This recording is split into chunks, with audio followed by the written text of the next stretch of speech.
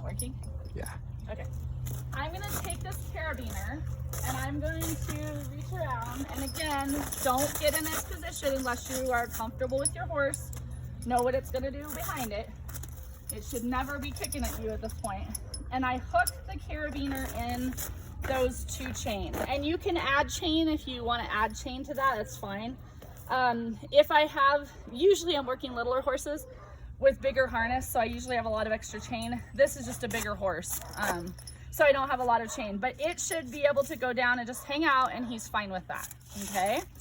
Then all of my stuff that I hooked to, so pan over here to my log and my tires, they all have hooks on them already. So like this one already has a thing through, and then it has a hook on it.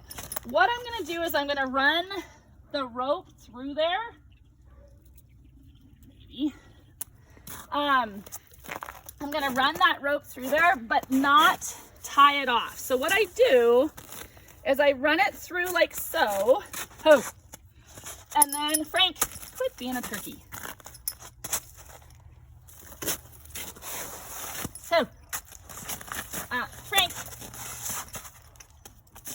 Obviously my horse does not want to work with me. This is what happens when you do this in the wintertime. Hope, hope, hope. Hope. Let's see here. Let me move my horse. Horse, come here. No rules. No rules. No rules. No.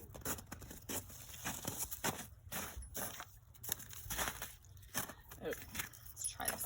Oh! I'm gonna go through there, and I'm gonna bring that rope back, not tied to anything, and I'm just gonna loop it through that loop. So see how I have it like that?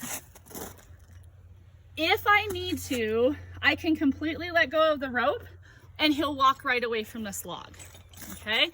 So then when I start him, all right, step back. Oh, careful. Frank, step. I'm gonna hold the rope and drive, but if I need to, I can totally let go of that rope and he will walk right away from that log. And then once he gets used to doing this and you want to turn, turns are a big deal because those traces are touching his leg and he's got to be completely okay with that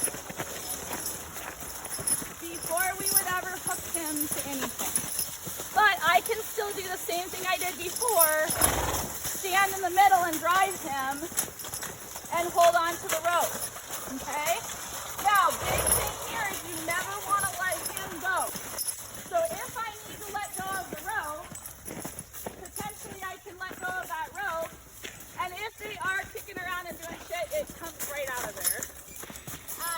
But I always, always, always want to hold on to my horse. And he can run around me as fast as he wants to go,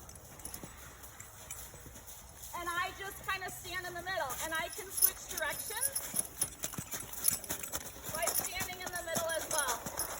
And this is where you can also start your commands with G and Hog. G, Frank. And G is around and goes the other way. And you can walk and trot and do all sorts of things with him at this stage. But you want him to be completely comfortable doing this before you move on to anything else. And you can set up obstacles and you can drive him around and through obstacles. There's actually a competition that we do called log skidding where that's exactly what we do. You can go around barrels. Anything that you do with him at this point in time is just fantastic training for what you're going to do later. And then I will move up to tires. I have all different sizes of tires.